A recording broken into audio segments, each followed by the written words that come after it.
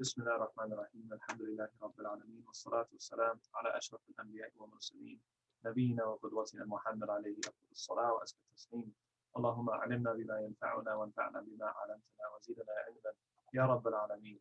Assalamu alaikum wa rahmatullahi wa barakatuh, everybody. Welcome to Beginning Classical Arabic. And we are learning about adjectives, and we are almost finished the first part of this lesson. So inshallah, we're going to finish up the this first kind of introductory part of this lesson. And then the second part of this lesson, it kind of is trying to incorporate your newfound knowledge of adjectives into a kind of cumulative review of everything else you've already learned, right? So we noticed how before, they're giving us very, very fairly simple examples. They're controlling the variables in the sentences so that only one thing is really changing at a time. Inshallah, today we'll get to some more applications of adjectives, sifa mawsuf, kind of in the field, along with a lot of other stuff.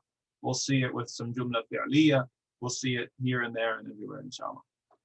But first, we have to complete this part of the lesson. So whereas the previous exercise it spotted us the mubtada and the mawsuf, and we had to pick a sifa that was suitable or appropriate to the mawsuf. Now they're going to give us the opposite, okay? They're going to give us the mubtada, and they're going to give us the sifa, and they want us to choose a sensible mawsuf, something that can be appropriately described by the adjective that's listed. And some of them are very determined and obvious, such as number one, only really one right answer. And then there's others that are more open-ended, such as number two, which you can have multiple possible answers. So let's get to it. Number one, if you could start us off, Sister Masarrat.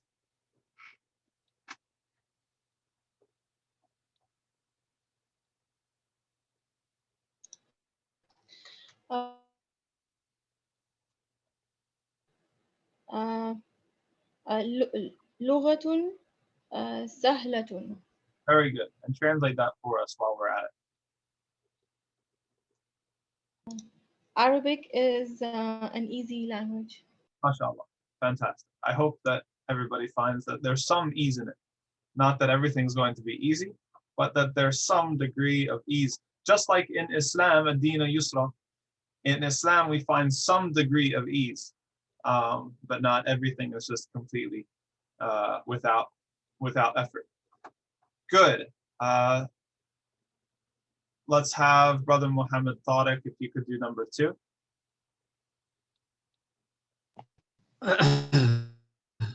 أنا رجل قديم. Oh, yeah, that can work. We had an example previously. Actually interesting, we had talked about expressions of age and things like that. But you know what? For the time being, this works. And Sister Evram, could you do number three for us? Amarun.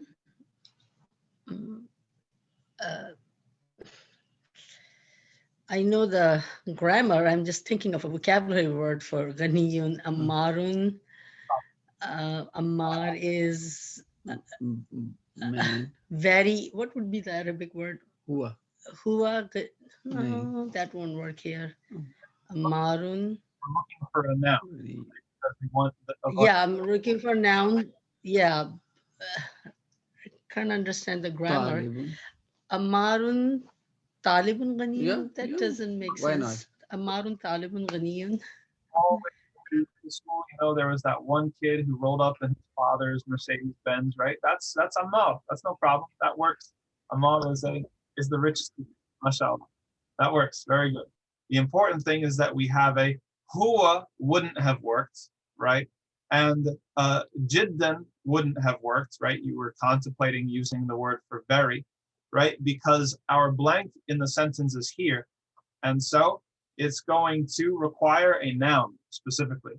And so any noun that we have, whether it's a student, you could have used what your husband said, rajulun ghaniyun. We could have used a trader or businessman, tajirun ghaniyun.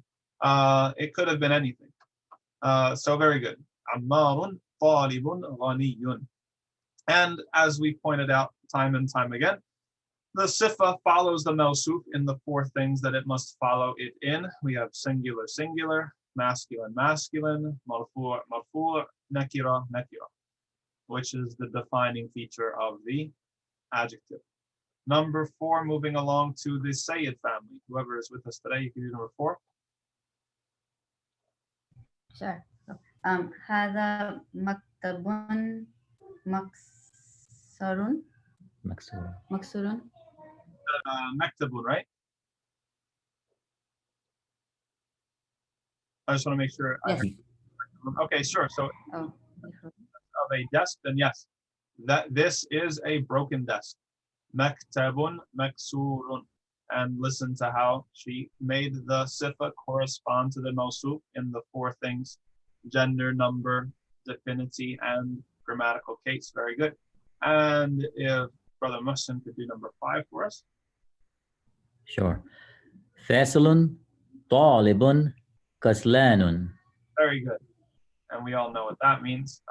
Faisal is a lazy student. Very good. Which is funny because I actually I tutored a boy named Faisal in English when I was abroad, and he was actually a lazy student. So this is right on the money. Faisalun talibun kaslanun. Yes, very good. Okay, that's fairly straightforward. I don't think we need to spend too much time on this particular exercise, and they didn't think so either because they only gave us 5 examples. Moving on to the next part now, these are going to be some new words, but the important thing is that this is a phonetic pattern, okay? If I may, I'm going to do 2 things here. I'm going to write the masdar, or kind of the quality, and we're going to see the adjective, how it's taken from the quality. Yes, go ahead, Brother Sa'id. So kasal, al-kasal is laziness, and kaslan is lazy. Just a quick question. Okay. Sorry. So why the previous one was kaslanun instead of kaslun? Good. That's exactly what I'm going to try to explain. Oh, now. okay. Sorry. So Yeah. is not lazy, the adjective, it is laziness. Is the quality in and of itself divorced of any sort of relation to any human being or thing that could be lazy. So kaslun is laziness. The adjective derived from it is kaslanu or jaw'anu. Similar thing here, we have ju' is hunger, right? In Surah Quraysh. الذي أطعمهم من جوع. Ju' is hunger, right? This sort of abstract state. And Jo'an is hungry. Atshun is thirst. Atshan is thirsty. Ghadab or ghadbun is anger, and ghadbanu is angry, and so on and so forth. So we have we've distinguished between kind of the abstract state and the adjective. Now these all exist on the same phonetic pattern.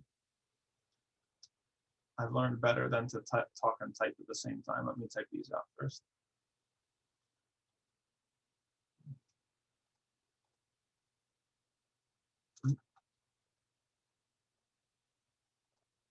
And mal'anu, this is full.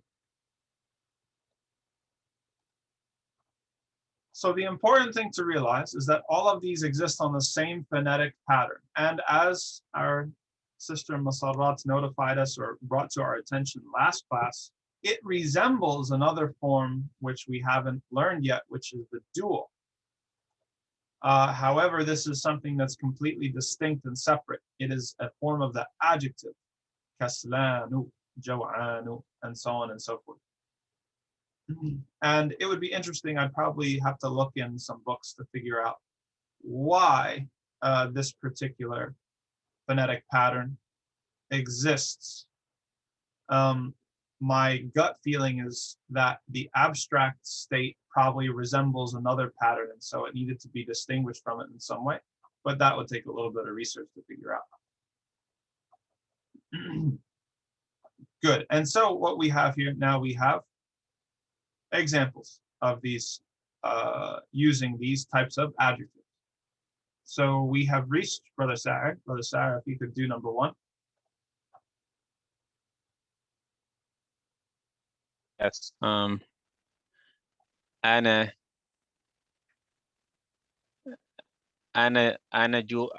جوعان. Yes, أنا جوعان. جوعان. Seems like they're telling us here, and it's been honestly a while since I've reviewed this particular form. It seems like they're telling us here that this form is mamnu' min as-sarf.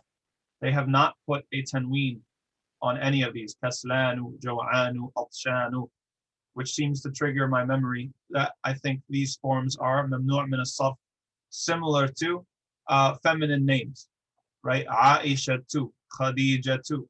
They did not take tanween, and I will confirm that for you all. I'll go back and double check. But whereas with a normal adjective, and let's say, tawilun, we would expect a tanween because it's nakira, it's the khabar, right? It seems that adjectives on this particular phonetic pattern are mamnu' min as-sarf. They do not accept tanween.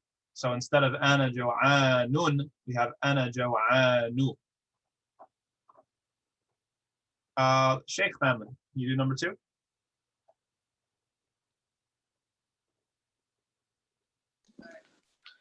أأنت جوان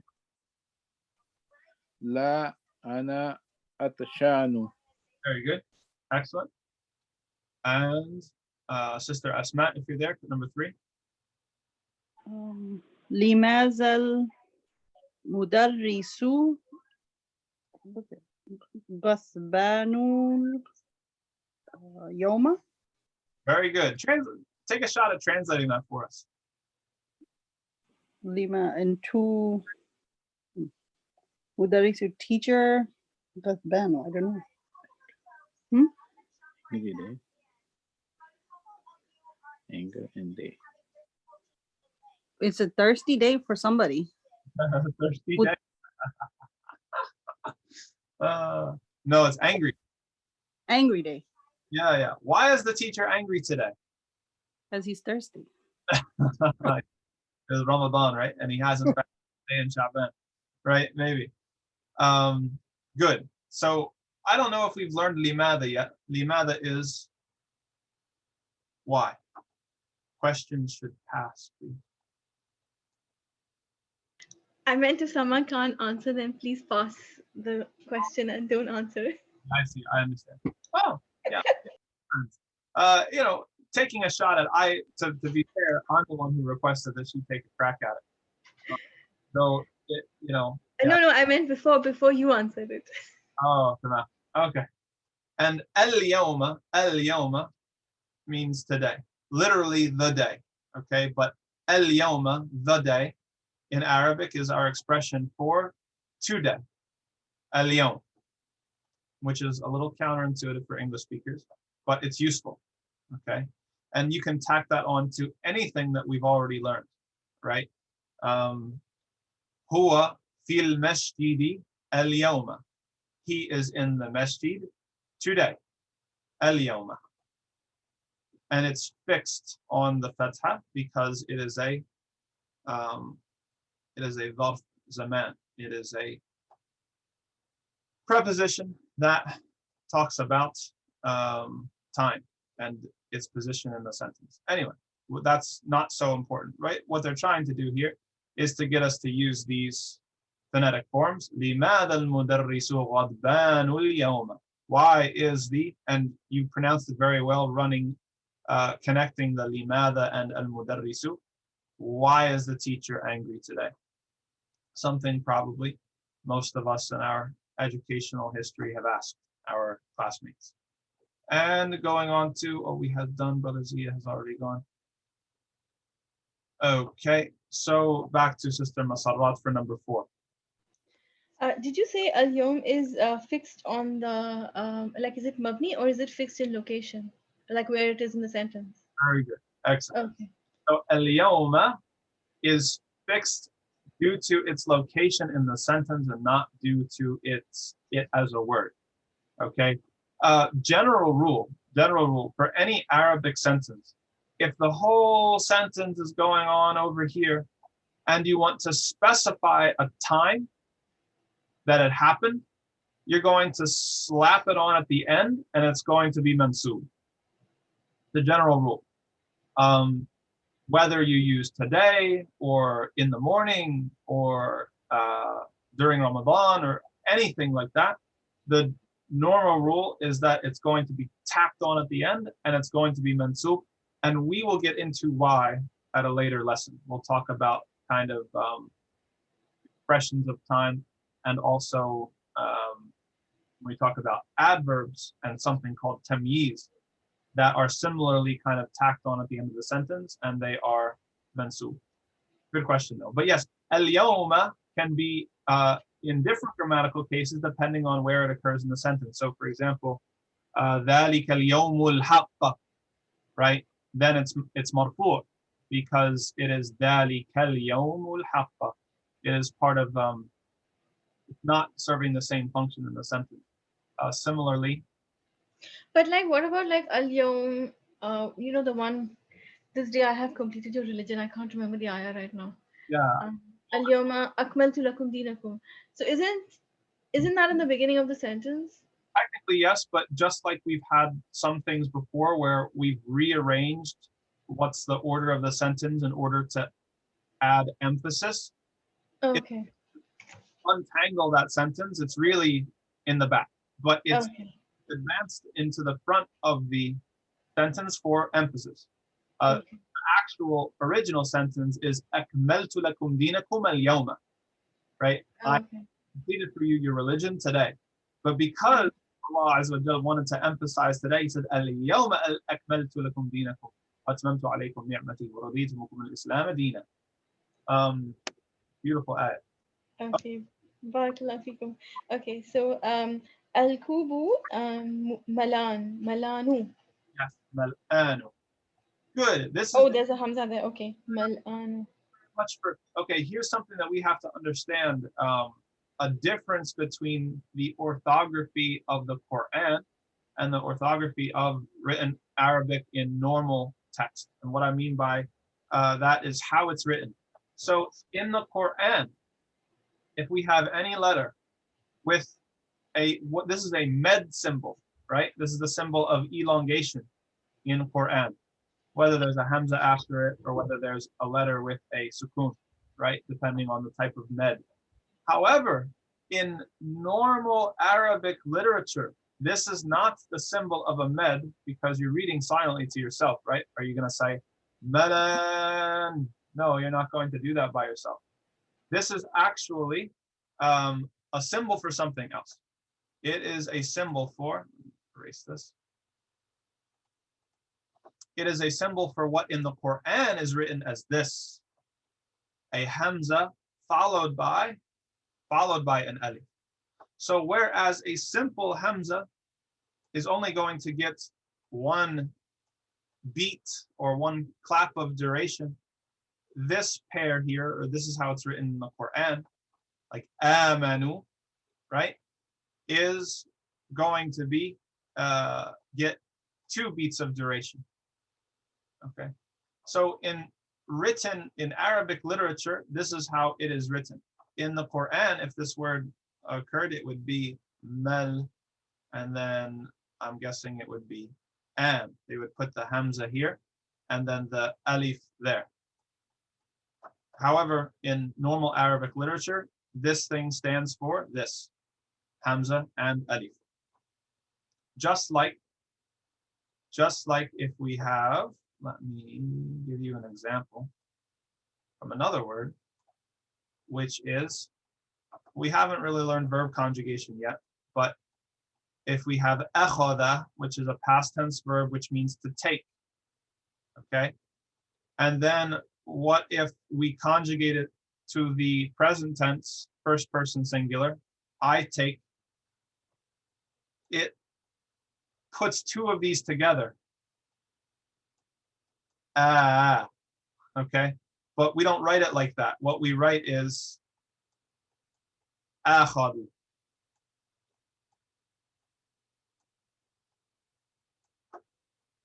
Right?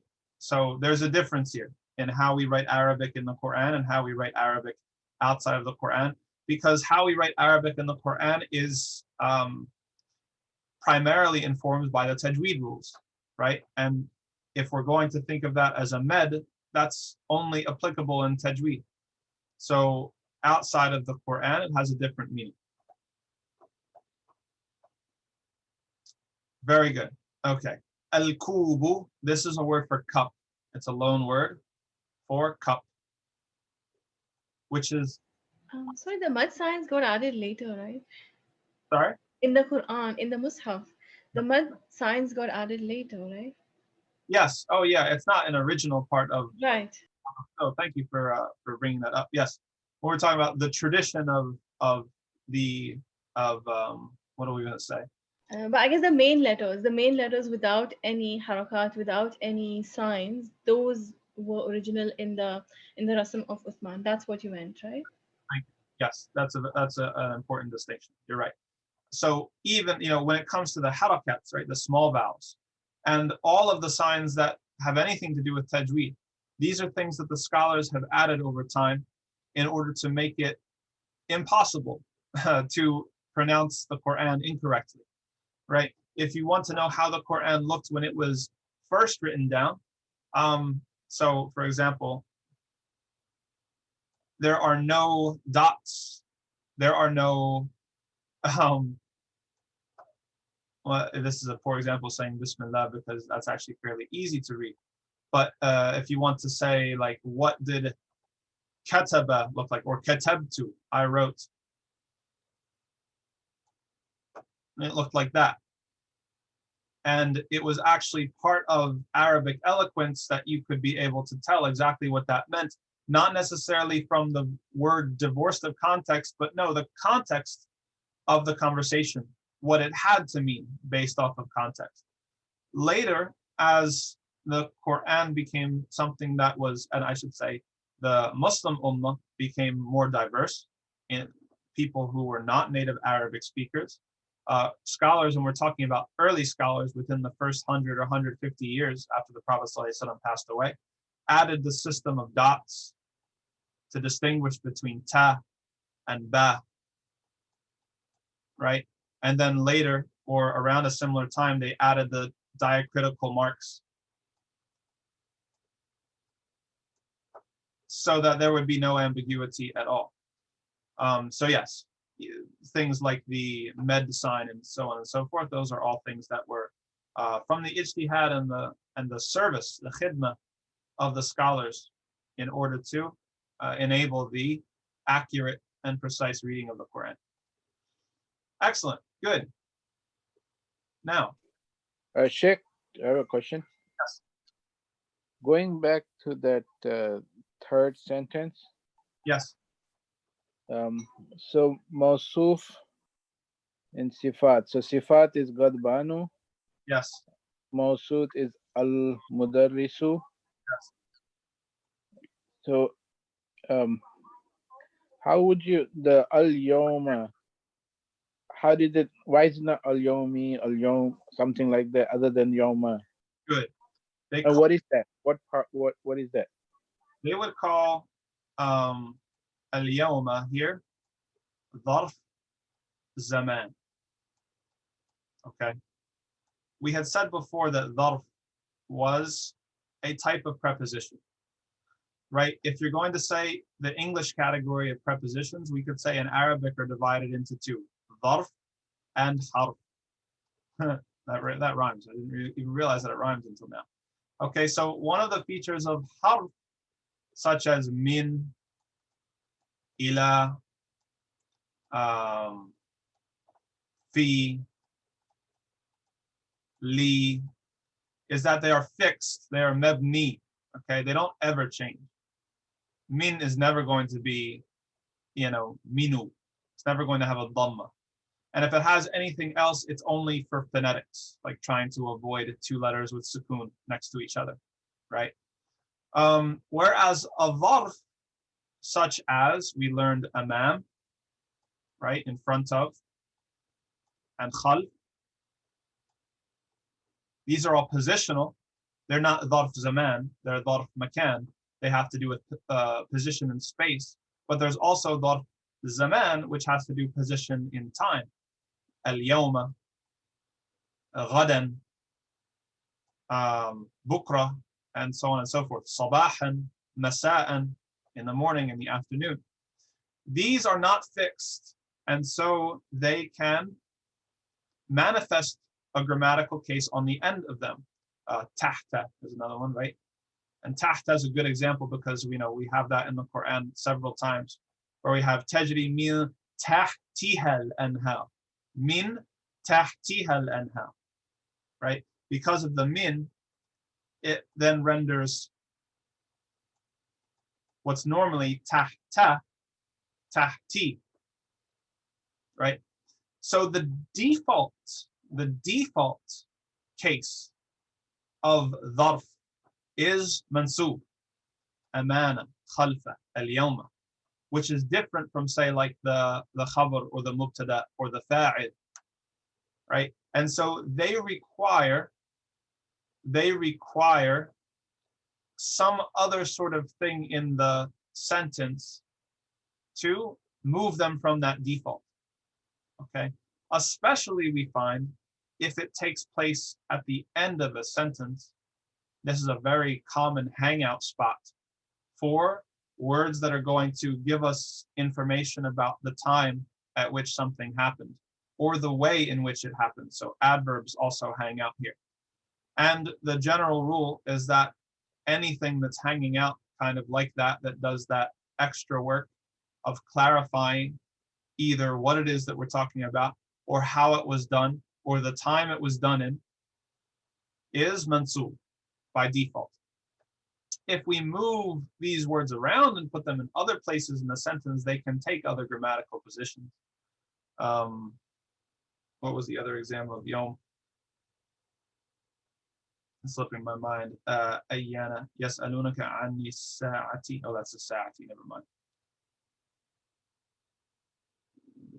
I'm thinking the beginning of Surah Al-Dhariyat, but it's slipping my mind at the moment. Anyway, you get the point. The point is that these by default are mansub, and they can shift depending on where else they are in the sentence. However, the default is to put them at the end of the sentence, and their default is mansub. Does that help? We will see. Yeah. How would you say today is Juma? Now, if today is Jum'ah, that's a little bit different because that becomes a mubtada, right? Al-yawmu, right? Jum'ah. Okay. Right? Or if we wanted to flip it, we can say, oh no, let's leave it at that, right? So that's a situation where we're taking al-yawm and now it's mubtada, right? Yeah. Here with this sentence, we already have a mubtada, and this is kind of additional information that's telling us or specifying for us something that was previously unspecified. Jazakallah khair. I think the ayah you were looking for, I think it's يَوْمَهُمْ عَلَى النَّارِ يُفْتَنُونَ. But I just had a question. If Ghadban and all these words in these examples, why don't they have the definite article? These do not accept the definite article. right? This is Oh, because of their, okay. Because- Sorry, I think I missed that. I apologize. I neglected to say it actually when we were discussing that it is mamnu' min as-sarf, that it does not accept tanween, and similarly it does not accept alif lam. Okay, which is why you see al-mudarrisu ghadbanu. We would say, wait a second, you told me that it has to follow the mawsuf in its definiteness. What's so different about this? It's this phonetic form. This phonetic form is distinct enough that it's partially fixed, right? It's fixed in the sense that there's no alif lam. It's fixed in the sense that there's never going to be a tanween. Okay. So we'll find, and as we're sort of learning now, that there's mabni and there's mu'rab, right? There's things that are completely fixed, and there's things that are completely able to demonstrate grammatical case, whatever so it may be. And then there are things that are kind of in the middle, or that are on the spectrum. There are some words that demonstrate most of the cases, but not all of them. And there's some of them that only demonstrate a particular case. There's some words that only exist in the past tense and don't exist in the present tense. There's some words that only exist as an imperative, but this is later. This is getting a little bit ahead of ourselves, but just to know, just to put it in your mind, that this particular phonetic form is special. It doesn't resemble any of the other phonetic forms that we've had, tawilun, talibun, etc., etc. And so it has a little bit of an exception to it when it comes to its grammar. No alif lam, no tanween. Similar to Khadijatu, Aishatu, and so on and so forth. Good questions. You guys are making me want to crack open the books of grammar again and do some review myself, because it's been a bit.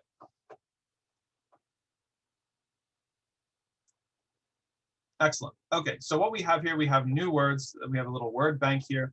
Lughatun, or al-lughatu, if we're going to make it definite, which is a language.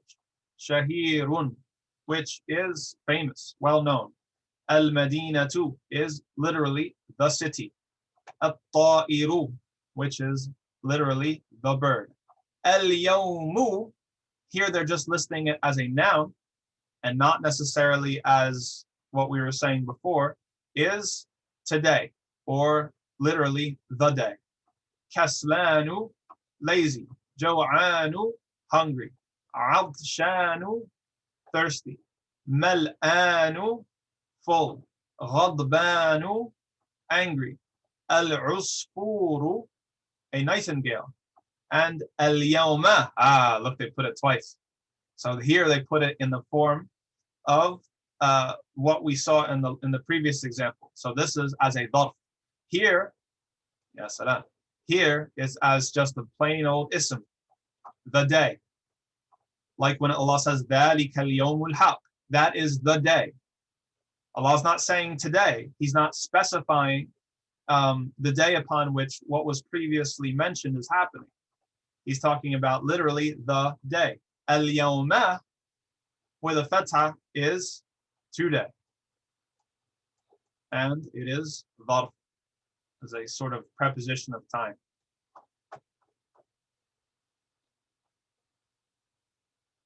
Good. Any questions before we move on to the second part of this lesson?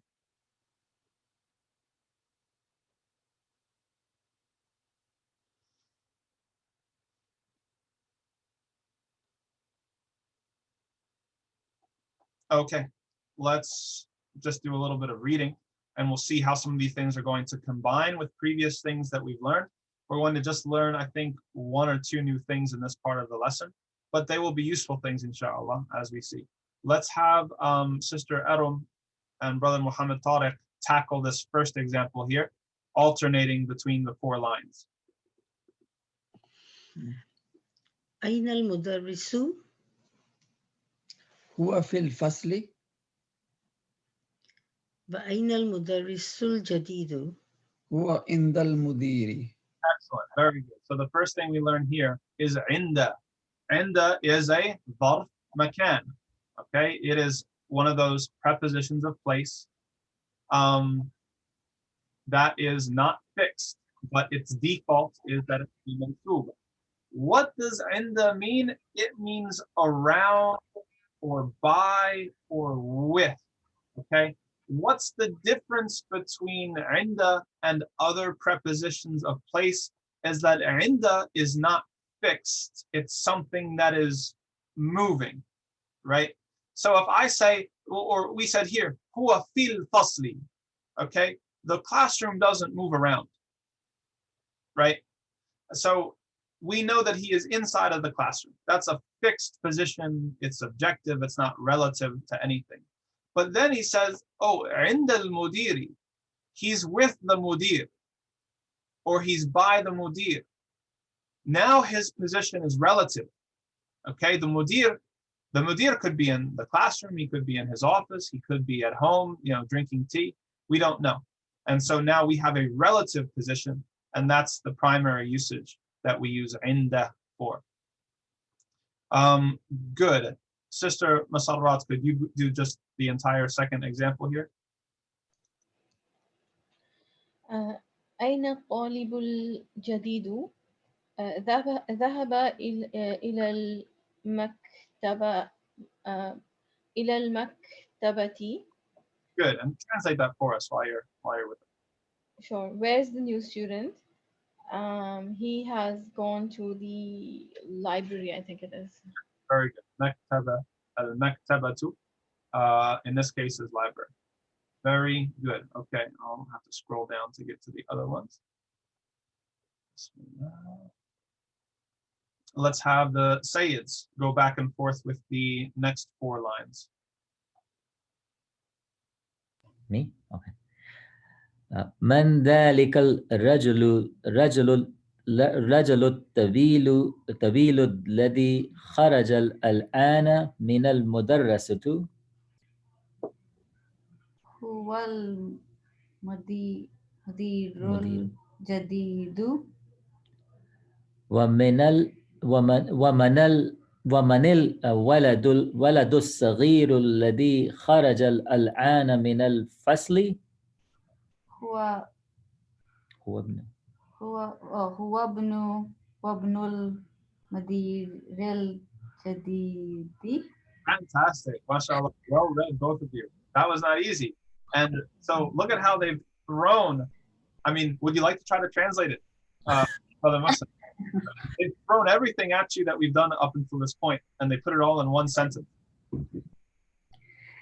Is this man? Oh, that man is long or tall? Oh, there we go. Tall. الذي خرج الآن. In leaving university or college, خرج الآن. What is الآن? And we only had once before, and it means now. And leaving the school now. Very good, mashallah. Yes, it's difficult, right? Mashallah. It is. So men is a question word, who, right? So who is that man? Yeah. And now our new word here, and this is going to be one of the main things that we learn in this next lesson, alladhi. Alladhi is what we call a relative pronoun. Okay, what does that mean? Like when we say who, but not in a questioning sense, like he who, the one who, right? So who is that tall man who left just now from school, or from the school, or left the school just now, if we're going to use more idiomatic translation, right? So you see how alladhi is a relative pronoun. We're not quite sure who it is. We're defining him with this word according to an action that he's just completed. And so now we're into Arabic. Ahlan wa sahlan. This is a entire jumlat al-fi'liyah, which is just a phrase that's tacked on to explain the question of who is that tall man. من ذلك الرجل الطويل الذي خرج الآن من المدرسة? Who is that tall man who left the school just now? MashaAllah. And then a very similar thing, وَمَنِ الْوَلَدُ. Remember that men is fixed, but because we have a sukoon here and a sukoon there, they have to add the kasra to break it up. وَمَنِ الْوَلَدُ الصَّغِيرُ الَّذِي خَرَجَ الْآنَ مِنَ الْفَصْلِ. And who is the small boy who left from left class just now? And you both handled that very, very well with your reading. And this is kind of, we're just over time now. So this is a good intro to what comes next. We don't have enough time, I don't think, to finish the reading exercises. But that's a taste of what's to come next class, inshallah ta'ala. Relative pronouns, trying to talk about he who does that such a thing, or she who, and so on and so forth. And some more work with dhuruf, with dharf, different prepositions of time and place, such as inda, such as al-ana, such as al-yawma, and so on and so forth. Excellent job. Anybody have any questions? Are we trying to complete book 1 before Ramadan? What to you is your understanding of book 1? Because in my I'm using the one that ends at lesson 10. Like, so I mean, I have the other one, but I'm not using it right now. I'm using the one that ends at lesson 10. I see. Because I mean, how they divide up the books, I think there's some difference there, because for the way I had studied these books was each book was divided into about 30 lessons. So I don't have any, and this PDF that I have is 251 pages. We've completed 51 of them. MashaAllah, tabarakallah. Everybody pat yourself on the back. That's quite an accomplishment. So I don't have a particular goal for how far we're going to get before Ramadan. We're going to stop at a place that makes sense, inshallah. But yeah, I don't have any particular ambitions for I want to make it here or there. I mean, we'll be responsive. Okay, inshallah. Inshallah. Any other questions before we depart today? Can we buy a hard copy? Man, okay. The last time I looked into the answer to this question was probably 5 or 6 years ago. And there used to be a website where they sold these books from Chennai, India.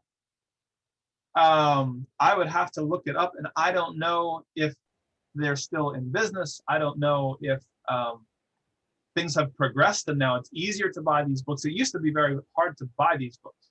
They're free everywhere online. The one in India is called Good Word Books. Good Word, okay. Yeah, we yeah. But it's also available. Well, I'm not sure if it's available to order online. I can try to find out, inshallah. Well, all that's homework for everybody. Everybody try to explore some. It's available in most Islamic bookstores, though. Okay, mashallah, that's good to know. So yeah, good books. We have actually some Qur'an, some masahif from good books. So, or Good Word, whatever it is. Good Word books. So okay, that's a good lead. And wherever else your typical Islamic bookstores, I imagine Jarir would probably carry it. I imagine IslamicBookstore.com might carry it. So yes, it's nice to have a hard copy. Do you not have non-profit bookstores in wherever you live? Sorry, say again? Do you not have non-profit bookstores where you live? In Central New York? I'm not aware of any. Okay. But Allah knows best. I'm new. I'm the new guy. So we'll see what the options are, and we'll send out an email, inshallah, detailing the options that different people find and come up with. That's a very good question. Okay, very good. Anything else? All right, everybody have a wonderful day, and I look forward to our next session together, inshallah ta'ala. Assalamu alaikum wa rahmatullahi wa barakatuh.